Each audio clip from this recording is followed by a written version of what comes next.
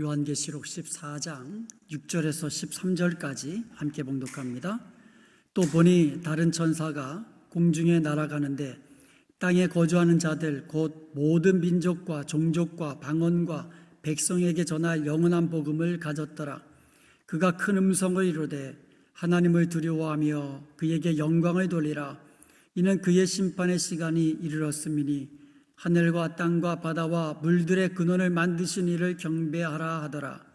또 다른 천사 곧 둘째가 그 뒤를 따라 말하되 무너졌도다 무너졌도다 큰 성 바벨론이여 모든 나라에게 그의 음행으로 말미암아 진노의 포도주를 먹이던 자로다 하더라. 또 다른 천사 곧 셋째가 그 뒤를 따라 큰 음성으로 이르되 만일 누구든지 짐승과 그의 우상에게 경배하고 이마에나 손에 표를 받으면 그도 하나님의 진노의 포도주를 마시리니 그 진노의 잔에 섞인 것이 없이 부은 포도주라. 거룩한 천사들 앞과 어린 양 앞에서 불과 유황으로 고난을 받으리니 그 고난의 연기가 세세토록 올라가리로다. 짐승과 그의 우상에게 경배하고 그의 이름 표를 받는 자는 누구든지 밤낮 쉼을 얻지 못하리라 하더라. 성도들의 인내가 여기 있나니 그들은 하나님의 계명과 예수에 대한 믿음을 지키는 자니라. 또 내가 들으니 하늘에서 음성이 나서 이르되 기록하라. 지금 이후로 주 안에서 죽는 자들은 복이 있도다 하시매 성령이 이르시되 그러하다. 그들이 수고를 그치고 쉬리니 이는 그들이 행한 일에 따름이라 하시더라. 아멘. 오늘 본문에 보면은요, 다른 천사 셋이 나옵니다. 그래서 첫 번째 다른 천사를 이제 첫째 천사, 그 다음에 또 다른 천사를 둘째, 또 다른 천사를 이제 셋째 이렇게 이야기합니다. 그래서 세 천사가 전해주는 그와 같은 음성입니다. 그런데 이 세 천사가 전해주는 말들은요, 미래적 종말의 심판을 우리에게 전해주고 있는 겁니다. 어떤 내용으로 우리에게 종말, 앞으로 장차 다가올 그 종말의 심판이 어떤 모습으로 임하는지 한번 살펴보기를 원합니다. 자, 첫째 천사, 그러니까 다른 천사 중에서 다른 천사가 셋이 나오는데 그 중에 첫째가 큰 음성으로 이제 이야기하는 건데요, 선포하는 건데, 첫 번째로는 이 땅의 모든 백성에게 전할 영원한 복음을 가졌다 그래요, 이 첫째 천사가. 그러면서 6절에 보니까 이 땅에 거주하는 자들 곧 모든 민족과 종족과 방언과 백성에게 전할 영원한 복음을 가졌더라. 그러니까 하나님의 복음이 모든 나라, 모든 종족, 모든 사람들에게 전파되어야 되는데, 그와 같은 영원한 복음, 이 천사가 가지고 뭐라고 외치냐면 7절입니다. 심판의 시간이 이르렀으니 하나님만 경배하라고 외치는데요. 자, 7절 말씀을 보면은요, 그가 큰 음성으로 이르되 하나님을 두려워하며 그에게 영광을 돌리라. 이는 그의 심판의 시간이 이르렀음이니 하늘과 땅과 바다와 물들의 근원을 만드신 이를 경배하라. 이 내용을요, 그 구조를 한번 보면은요, A, B, A-라는 형식으로 되어 있습니다. 즉, A는 뭡니까? 하나님을 경외함으로 하나님께 영광 돌려라. A-는 뭡니까? 모든 만물을 창조하신 하나님을 경배하라. 그런 내용이거든요. 그러면 그 이유가 B에 나와 있습니다. 그래서 이 B, 이는 그의 심판의 시간이 이렇습니다. 다시 말하면 하나님을 두려워하여 하나님께 영광 돌려야 하는 이유, 심판의 시간이 다가왔기 때문에 모든 만물에 창조되시는 하나님을 경배해야 되는 이유, 만물의 이 심판의 시간이 이렇기 때문이라고 말씀하고 있습니다. 그러므로 여러분, 우리가 심판의 시간이 다가오면 다가올수록 우리가 할 일은 뭐라고요? 하나님을 경외함으로 하나님께 영광 돌리고 하나님을 경배하는, 그래야만 심판을 면할 수 있다라는 거예요. 그러니까 모든 나라, 모든 종족, 모든 사람들에게 심판의 때가 가까웠다. 그러니까 하나님께 영광 돌리고 하나님만 경배하라. 이렇게 큰 소리로 외치는 겁니다. 천사는요, 하나님의 심판의 때가 임하였다고 지금 선포하고 있는 거예요. 그래서 A-에서 중요한 것은 B예요. B. 심판의 때가 지금 가까웠다는 거예요. 심판의 때가 이제 다 달았다는 거예요. 천사가 심판의 때가 가까웠다고 알려주는 이유가 있습니다. 이제 크게 이제 두 가지가 있는데요. 첫 번째로는 아직도 예수님을 믿지 못하는 불신앙 가운데 있는 사람들에게 회개의 기회를 주시기 위함이에요. 그러니까 하나님의 인내와 사랑의 메시지입니다. 끝까지 참으시는 하나님의 모습, 한 영혼이라도 돌아와서 더 구원받기를 원하시는 우리 하나님의 사랑과 끝까지 참으시는, 오래 참으시는 모습, 불신자 한 명이라도 회개하고 더 주님께로 돌아오기를 기다리시는 그와 같은 이유가 하나 있고요. 두 번째는 뭐냐면 믿음으로 인내하면서 주의 일을 죽도록 충성하며 살아가는 성도들에게 이제 심판의 시간이 얼마 남지 않았다 하면서 위로하고 격려하고 소망을 주시기 위함이라는 거죠. 여러분, 고난 중에 있는 사람들에게 이 고난이 영원히 계속된다고 생각하면 이거는 절망에 빠집니다. 그런데 지금 고난을 당하고 있는 성도들에게 이제 곧 심판의 때가 다가오요. 이 세상이 주님이 오셔서 모든 만물을 이제 심판하시고 성도들을 이게 영원한 생명으로, 영원한 복으로, 그리고 면류관으로 주실 그 날이 가까웠다. 얼마나 큰 소망이 됩니까? 조금만 참아, 이제 끝났어. 곧 끝나가. 이와 같은 목적으로 기록했다는 겁니다. 초대교회 성도들 얼마나 믿음을 지키기 위해서 얼마나 고난 중에 핍박받으며 또 순교까지 당하면서 그렇게 믿음을 지켰습니다. 그런 성도들에게 마지막 심판이 가까웠다고 위로의 말씀 주시는 것입니다. 이처럼 천사가 심판이 임박했다고 외치는 이유는 뭐라고요? 불신자들에게 회개의 기회를 주고 그다음에 성도들에게 위로와 격려와 소망을 주시기 위함이다. 이렇게 정리할 수가 있겠습니다. 우리는요, 주님의 심판이 가까웠음을 우리가 기억하고 이 만물을 창조하시고 우리를 구원하신 우리 하나님, 그 하나님을 경외함으로 또 영광 돌리고 하나님만 섬겨야 될 줄로 믿습니다. 그리고 믿음으로 끝까지 인내하면서 우리에게 주어진 사명 죽도록 충성하는 저와 여러분 되시기를 주님의 이름으로 축복합니다. 아멘. 이제 둘째 천사가요, 큰 성 바벨론의 심판을 선포합니다. 영원한 복음을 선포한 천사에 이어서 두 번째 천사가 큰 성 바벨론이 무너졌다고 선포하는 거예요. 8절입니다. 또 다른 천사 곧 둘째가 그 뒤를 따라 말하되 무너졌도다 무너졌도다 큰 성 바벨론이여 모든 나라에게 그의 음행으로 말미암아 진노의 포도주를 먹이던 자로다 하더라. 여기에 보면은요, 큰 성 바벨론을 뭐라고 말하고 있어요? 모든 나라에게 그의 음행으로 말미암아 진노의 포도주를 먹이던 자다. 그의 음행으로 말미암아 진노의 포도주를 먹이던 자. 여기서 그의 음행으로 말미암아 진노의 포도주라는 이 문구가요, 계시록 18장 3절에 보면 이렇게 되어 있습니다. 그 음행의 진노의 포도주로 말미암아 만국이 무너졌으며 또 땅의 왕들이 그와 더불어 음행하였으며 땅의 상인들도 그 사치의 세력을 치부하였도다 하더라. 여기에 보면은요, 그의 음행의 진노의 포도주 이렇게 되어 있어요. 사실은요, 원어가 똑같습니다. 그의 음행으로 말미암아 진노의 포도주, 이 말하고 그 음행의 진노의 포도주라는 말이 원어로 보면 동일하다는 거예요.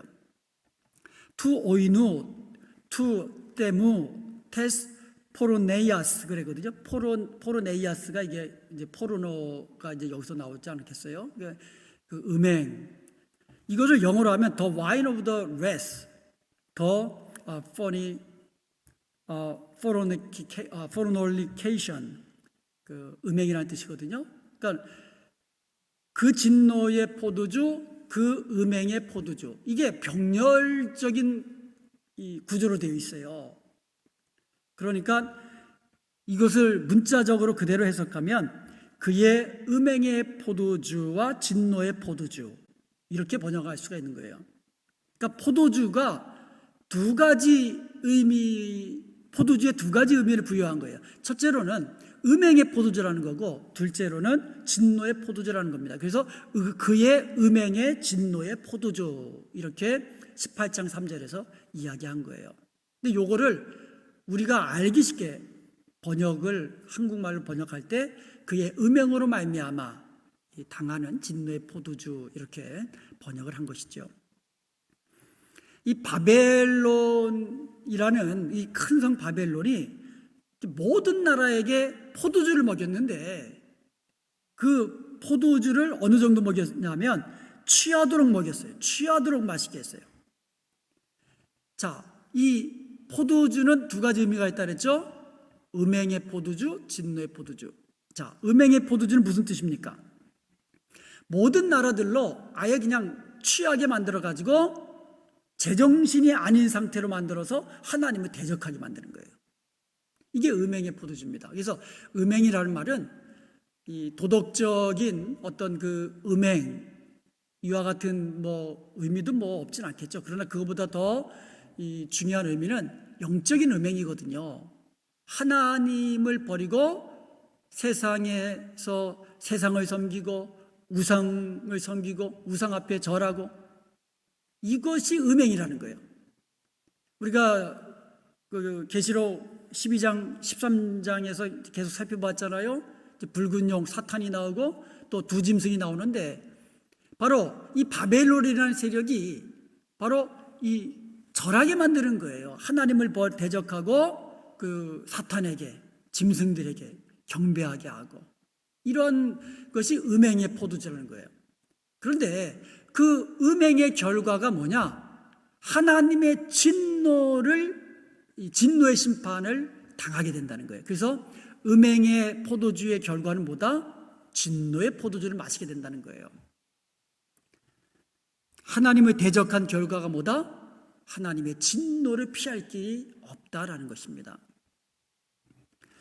자, 그러면 큰 성 바벨론이 모든 나라에게 음행의 포도주를 마셔서 취하게 하고 또 하나님을 대적하게 하잖아요. 그 결과 모든 나라가 하나님의 진노의 심판을 받아서 멸망하게 되는데, 자, 그럼 여기서 말하는 바벨론은 무엇을 상징하는가 한번 살펴보도록 하겠습니다. 원래 성경에 나와 있는 바벨론, 고대 바벨론은요, 중동 지역을 호령하던 아주 강대국이었죠. 그 당시에 바벨로니아, 정말 대단한 이 제국을 이루었죠. 자, 이 바벨론이라는 이 나라는요, 정치와 또 어떤 이방 우상을 섬겼던 어떤 중심지 역할을 했어요. 특별히 통치자들, 권력과 부를 이 양손에 가지고 있는 이 통치자들이 도덕적으로 많이 부패를 했습니다. 자, 특별히 바벨론 제국을 중흥시킨 대표적인 인물이 성경에 나와 있는 느부갓네살이에요. 이 느부갓네살은요, 정말 바벨론 제국을 완전히 그냥 이 제국으로 만든 1등 공신입니다. 그런데 이 느부갓네살은요, 두라평지에다 뭘 만들었습니까? 금신상, 거대한 금신상을 만든 거예요. 아마 그 느부갓네살의 신상을 만들었겠죠, 금으로. 근데 얼마나 크냐면 높이가 60규빗, 너비가 6규빗. 이거를 오늘날 미터로 환산하면 높이가 27m, 그리고 너비가 한 2.7m 되는 아주 거대한 금신상을 세운 거예요. 그래서 그 앞에 사람들로 하여금 엎드려 경배하게 한 겁니다. 이제 낙성식 날입니다. 그래가지고 느부갓네살왕은요, 모든 행정 관료와 모든 신하들을 다 부르고, 심지어 각 지방의 이 고을을 다스리는, 마을들을 다스리는, 지방을 다스리는 그 같은 관료들까지, 관원들, 지방 관원들까지 다 불러 모았습니다. 그리고 두루평지에 딱 모아가지고는 나팔 소리 쫙, 그리고 모든 악기를 막 부르면 그 앞에 다 엎드려서 절해야만 했습니다. 절하지 않는 자는 극렬히 이 불타는 풀무불에다 던져서 죽인다고 그렇게 엄포를 놨습니다. 그 와중에 이 다니엘의 세 친구 사드락과 메섹과 아벳느고는 딱 서 있는 거예요. 그러니까 눈에 확 띄잖아요. 나팔 소리 들리는데 모두 다 절하는데 셋만 딱 서 있는, 금방 눈에 띄잖아요. 금방 잡혀가서 이 죽음의 위기를 이제 겪게 되지 않았습니까? 이들이요, 지방 이 사람들도 관원들이었어요. 포로로 끌려갔지만 이 다니엘도 고관이 됐잖아요. 마찬가지로 이 세 친구들도 지방의 관원들로 그 당시 있었거든요. 그러니까 눈 한번 딱 감고 에이 뭐 이번만 절하고 또 하나님 잘 섬기지, 눈 딱 감고 그냥 절할 수 있지 않겠어요? 그러나 그럴 수 없죠. 절대로. 여호와 하나님을 믿는 하나님의 백성들이 우상 앞에 절할 수 없잖아요. 우리 예수 믿는 우리 성도들이요, 우상 앞에 절할 수 없잖아요. 이 신년 초에 되면 운세 보고 점치고 여러분 절대로 그런 거 하지 마세요. 하나님 정말 싫어하십니다. 그냥 재미로라도 하지 마세요. 하나님이 재미로라도 한 대 때리시면 어떻게 해요? 안 되잖아요. 절대로 하나님이 싫어하시는 거 하지 마시기 바랍니다. 그 중에 하나님이 싫어하시는 것 중에 우상숭배 제일 싫어하십니다. 하나님 이외에 다른 이 우상에게 절하지 말라고 분명히 말씀하고 계시거든요. 여러분, 우리 믿는 성도들 세상과 타협하고 눈 한번 다 감고 믿음을 버리는 그런 이 세상과 어떻게 보면 똑같은 모습으로 살아가는 그런 성도가 되어서는 안 될 줄로 믿습니다. 끝까지 믿음을 지키며 인내하는 저와 여러분 되시기를 주님의 이름으로 축복합니다. 이게 바벨론이었어요. 그런데 느부갓네살은 이제 그런 일을 했는데 벨사살이라는 왕이 또 있었습니다. 이 벨사살 왕은요, 매일같이 잔치를 벌였어요. 하루는요, 귀족들 1000명을 모아놓고 잔치를 벌이는데 금은 이 잔에다가 이제 술 마시는데 이 금은 잔이 어디서 나왔느냐?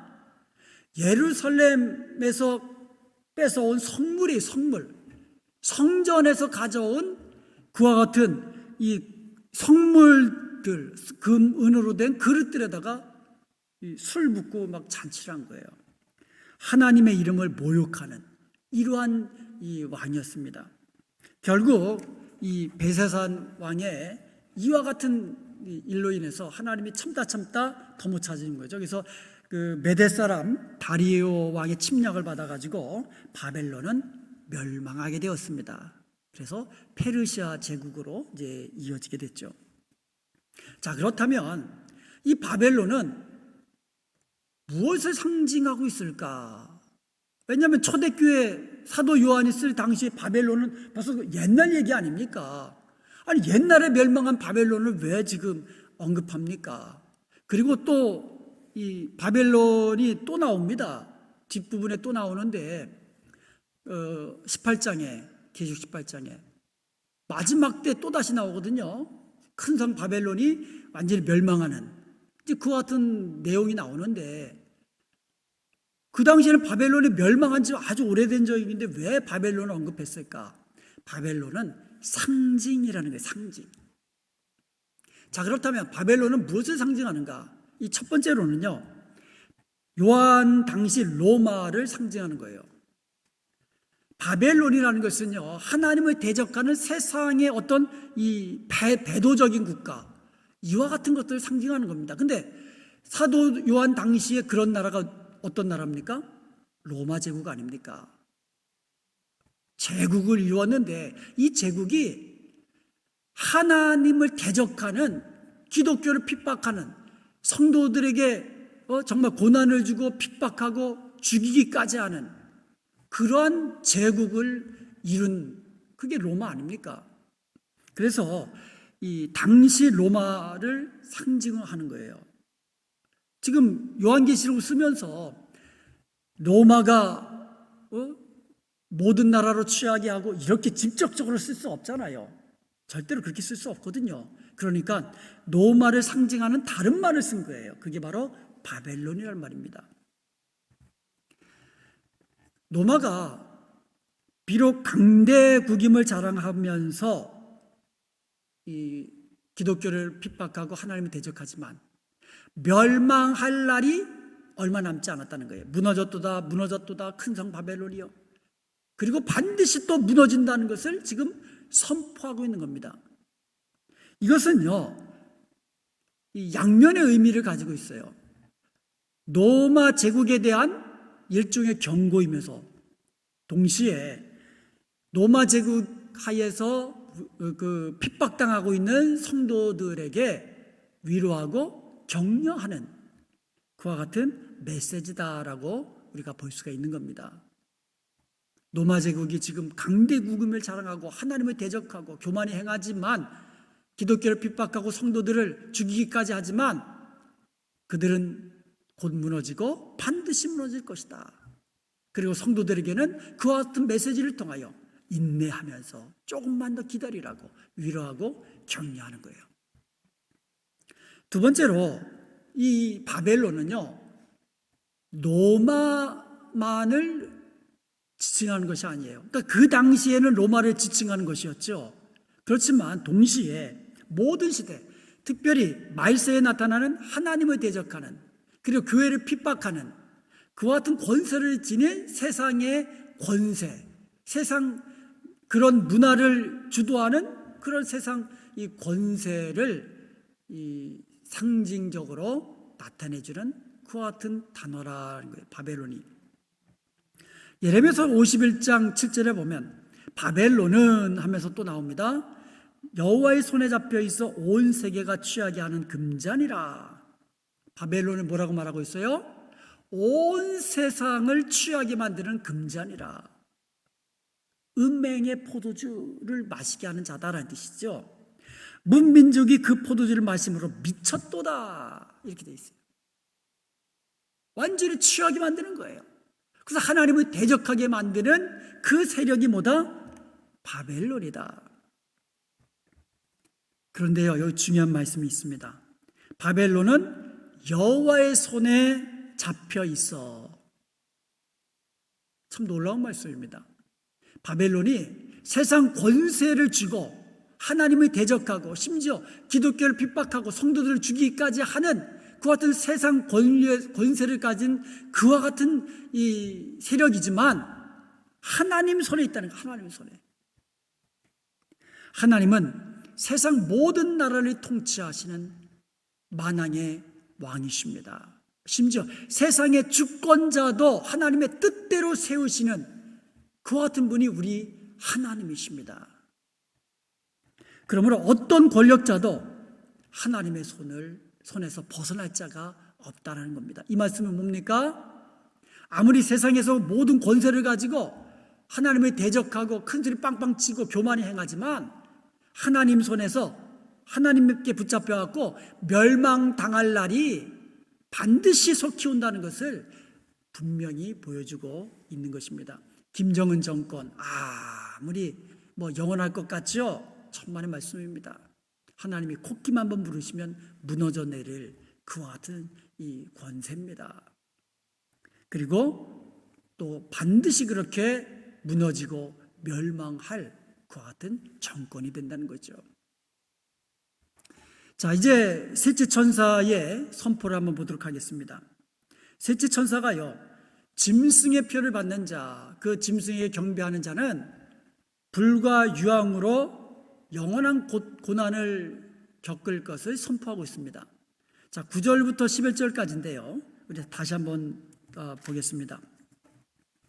또 다른 천사 곧 셋째가 그 뒤를 따라 큰 음성을 이르되 만일 누구든지 짐승과 그의 우상에게 경배하고 이마에나 손에 표를 받으면 자, 바벨론이 모든 나라로 포도주를 이제 마시게 하는데, 첫 번째는 무슨 포도주라고 했어요? 음행의 포도주. 두 번째로 무슨 포도주예요? 진노의 포도주. 이 진노의 포도주는 누가 마십니까? 성도들은 절대로 마시지 않는 거예요. 이 진노의 포도주는 누가 마셔요?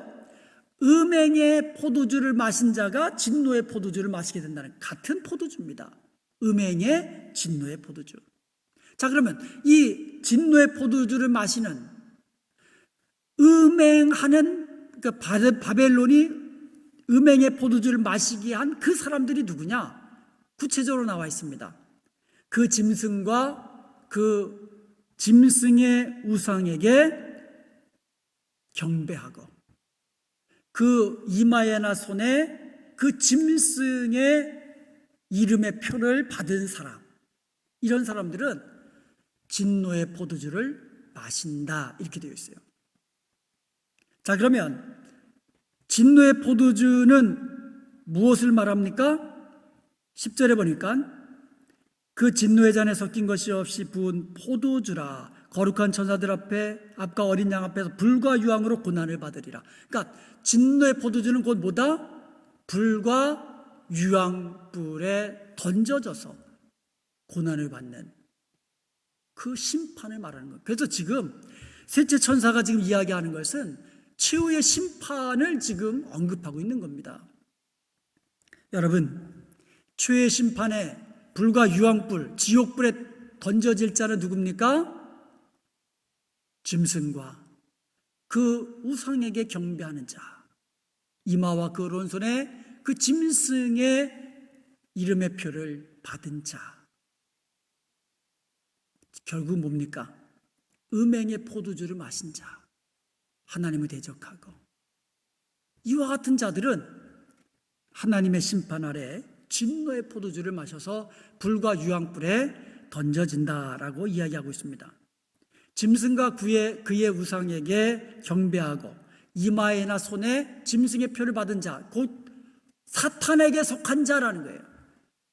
이거는 하나님께 속한 자하고는 반대입니다. 여러분, 저와 여러분은, 예수님을 믿는 저와 여러분 모든 성도들은 하나님께 속한 자인 줄로 믿습니다. 하나님께 속한 자는요, 그 이마에 성령께서 인치신 거예요. 하나님의 인으로. 보이지는 않지만 성령께서 이미 우리들의 이마에는 이 하나님의 인으로 인쳐주신 줄로 믿습니다. 그 뜻은 뭐라 그랬어요? 하나님의 소유라는 거예요. 두 번째로 뭐라 그랬어요? 하나님이 지키신다는 거예요. 그 구원을 끝까지 지키신다는 거예요. 저와 여러분은 하나님께 속한 자.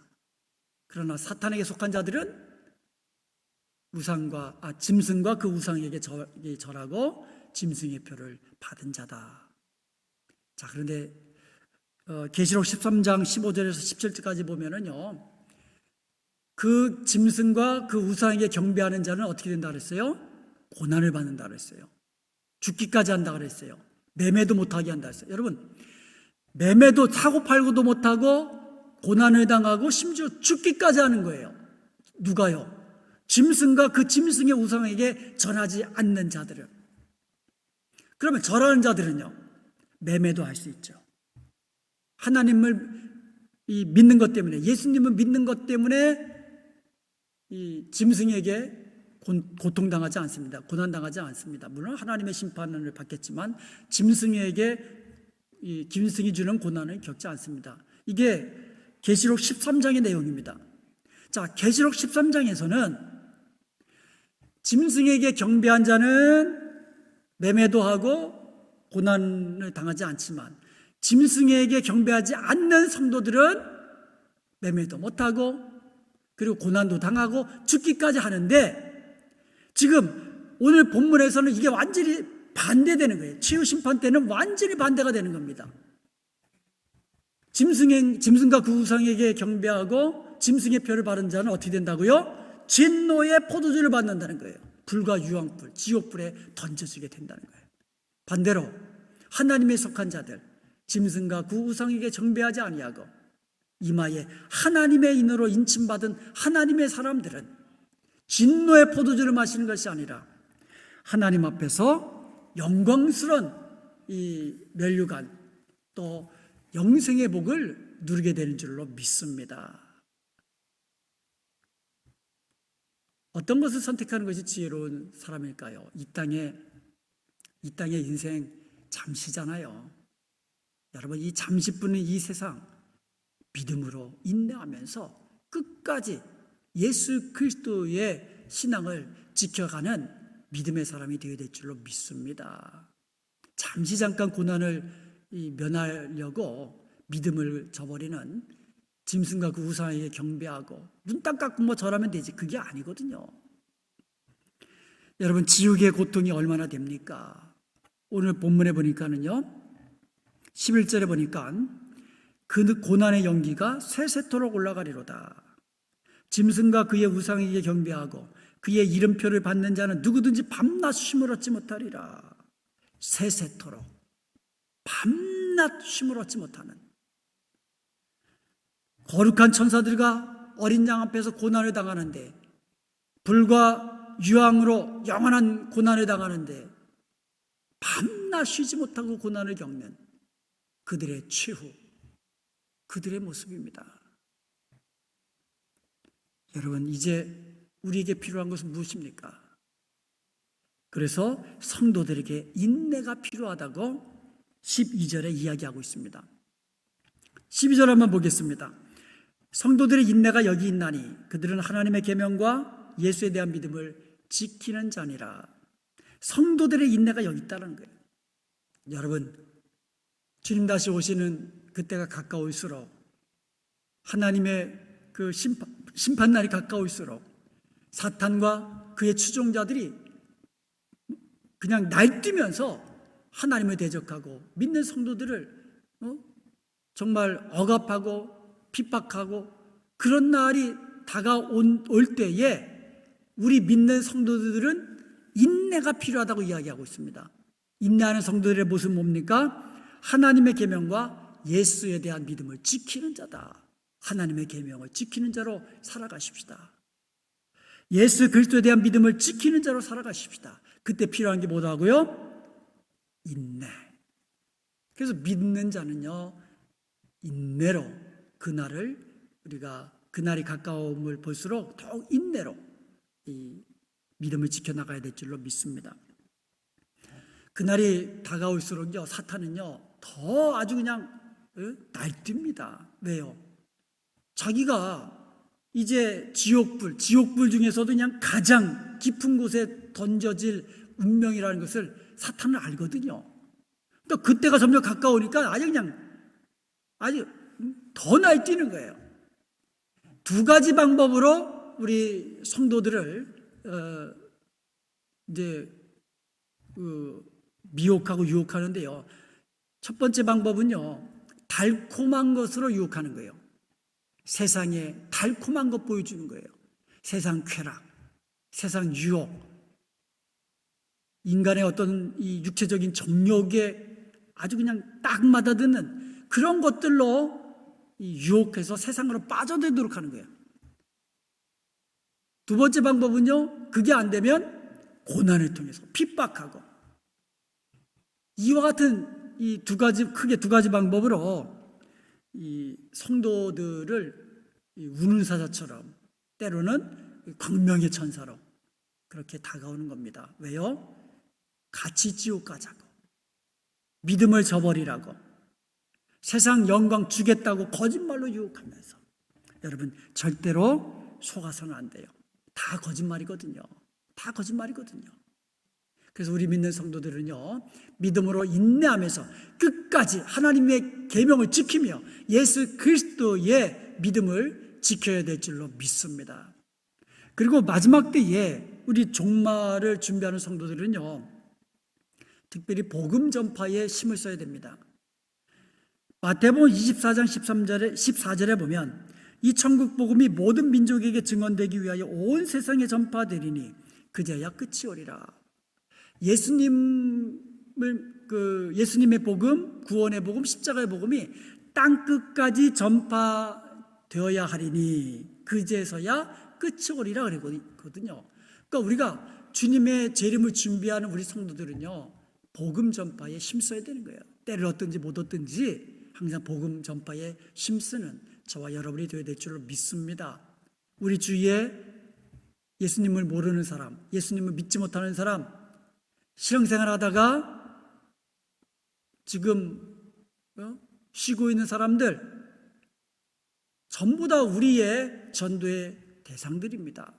다시금 주님 앞으로 돌아오게 하고 예수님의 이름을 전해줘서 그들로 하여금 믿도록 주님께로 나오도록 하는 그와 같은 이 사명이 먼저 믿은 저와 여러분에게 주어졌다는 사실을 우리는 기억해야 될 줄로 믿습니다.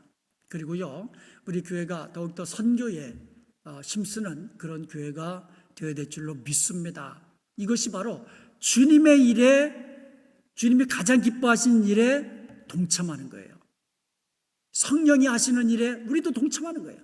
성령이 우리를 통하여, 우리 교회를 통하여 땅끝까지 주의 복음을 전파하는 일에 우리 교회가 쓰임받는 같은 복된 교회, 복된 성도가 되어야 될 줄로 믿습니다. 이게 바로 종말을 준비하는 성도들의 모습이에요. 믿음을 지키며 인내하면서 주의 복음을 더욱 전하기 힘쓰는 것. 그러면서 13절에 지금 이후로 주 안에서 죽는 자들은 복이 있다 이렇게 말씀하시면서 성령께서 그러하다 하면서 확증해 주셨습니다. 13절을 보겠습니다. 또 내가 들으니 하늘에서 음성이 나서 이르되 기록하라 지금 이후로 주 안에서 죽는 자들은 복이 있도다 하시매 성령이 이르시되 그러하다 그들이 수고를 그치고 쉬리니 이는 그들이 행한 일이 따름이다 하시더라. 아멘. 이것은요, 믿음을 지킨, 인내로서 믿음을 지킨 자들, 인내하는 믿음으로 하나님의 계명을 지키고 예수 그리스도의 복음을, 예수 그리스도의 믿음을 지킨 자들을 위로하고 격려하는 말씀이에요. 주 안에서 죽는 자들이 복되도다 지금 이후로. 심지어 믿음을 지키다가 죽는다 할지라도 그렇게 죽는 그 믿음의 사람들이 복되다라는 거예요. 속된 말로 죽기밖에 더 하겠느냐 이거죠. 그런데 죽는다 할지라도 그것이 그렇게 주 안에서 죽는 자들이 복되다. 믿음으로 인내하는 자들을 이렇게 위로하고 격려하고 소망을 주는 메시지라는 것입니다. 그들이 수고를 그치고 쉬리니 이것은 이제 신적 수동태라고 합니다. 이 말은 하나님의 절대적인 은혜로 되어지는 것이고 반드시 그렇게 되어진다는 거예요. 하나님께서 그렇게 하시겠다는 거예요. 지금 이후로 주 안에서 죽는 자들은 복되도다. 성령께서 확증하십니다. 그러하다. 그들이 수고를 그치고 쉴 것이다. 그래서 주 안에서 죽는 자가 복 있는 것을 믿으시기 바랍니다. 자, 크게 세 가지 복이 있습니다. 주 안에서 죽으면요, 어떤 복이 있어요? 영생의 복이 있습니다. 영생의 복을 주 안에서 죽는 자들이 누리는 거예요. 두 번째로 주 안에서 죽는 자들은요, 모든 수고를 그치고 쉬게 되기 때문에 복이 있는 거죠. 여러분, 우리의 인생은 고통과 또 수고와 이것이 그치지 않잖아요. 물론 좋은 일도 있고 기쁜 일도 있지만 이 세상에는요, 언제 고난이 다가올지 우리는 아무도 모릅니다. 특별히 대재앙의 때는요, 정말 그 믿는 자들이 얼마나 많은 수고와 고난과 핍박을 받을지 정말 우리는 모르는 것이죠. 한번 생각해 보세요. 로마 제국 시대에 믿는 성도들 얼마나 큰 핍박을 받았습니까? 지금도 북한 치하에, 공산 치하에 얼마나 많은 믿음의 성도들이 지하교회에서 정말 믿음을 지키면서 그러다가 잡히면 얼마나 평생토록 고통당하지 않습니까? 하늘도 보지 못하고 펄펄 끓는 용광로에서 일하면서 너희들은 하늘 볼 자격도 없다. 그러면서 밑에만 보고 다니게 하는 그와 같은 수용소에 갇히게 됩니다. 중국도 공산당이 때로는 좀 풀어주는 것 같지만 또 자기들에게 그 불리할 것 같으면 또 핍박하고 회교권에서는 어떻습니까? 예수 믿는 사람들 목숨이 위태롭지 않습니까? 그런데 대재앙의 때가 마지막 때가 되면 그 강도가 훨씬 더 심해진다는 거예요. 세상 권세를 가진 자가 그렇게 기독교를 핍박하는, 하나님을 대적하는 그런 때가 온다라는 거죠. 그러므로 그러한 때라도 우리 믿는 성도들은 끝까지 믿음을 지키고 주 안에서 죽는다 할지라도 그것이 이제는 수고를 그치고 쉬는 영원한 복으로 다시는 사망이 없고 저주가 없는 천국에서 주님과 더불어 영생 복락 누리는 영원한 안식을 얻는 그 같은 복이 주 안에서 주는 사람들이 이제 누리게 된다는 것이죠. 세 번째로 주 안에서 죽은 자는요 행한 대로 상급받기 때문에 복이 있는 겁니다. 우리가 열심히 충성했는데 하나님 앞에 갔을 때에 뭐 그냥 그래 잘했다 이게 아니고 그냥 주님께서 맞이해 주시고 수고했다고 해주시고 우리 안아주시고 우리 눈물 닦아주시면서 우리가 행한 대로 상급 주시는, 그러므로 주 안에서 이 죽은 자가 복이 있다라고 이야기하는 겁니다. 주 안에서 죽은 자가 아닌 사람들은 어떻습니까? 헛되고 헛되며 헛되고 왔더니 모든 것이 헛되도다. 모든 것이 다 이 불타는 것에 한번 던져지면 아무것도 남는 것이 없는 인생, 그런 인생, 헛된 인생, 무익한 인생. 그렇지만 주 안에서 죽은 자들은 절대로 헛된 것이 없이 모든 것이 주님께서 기억하시고 인정하시고 영원한 상급으로 우리에게 허락해 주시기 때문에 주 안에서 죽는 자는 복이 있다고 말씀하고 있는 겁니다. 그러므로 여러분 오늘 말씀 우리가 마음에 기억해야 될 줄로 믿습니다. 최후의 심판 반드시 있고 또 속히 그렇게 될 줄로 믿습니다. 그때 우리 성도들에게 필요한 건 뭐라고요? 믿음으로 인내하는 것. 그리고 주님 다시 오실 때까지 우리 복음 전파에 힘쓰는 것. 그래서 주님 다시 오시는 그날에 영원한 생명 누리고 영원한 안식 누리고 영광스러운 멸류관과 이 보배로운 이 상급으로 정말 기뻐하고 즐거워하는 영원한 그 복락을 누리는 저와 여러분 되시기를 주님의 이름으로 간절히 축원드립니다. 아멘.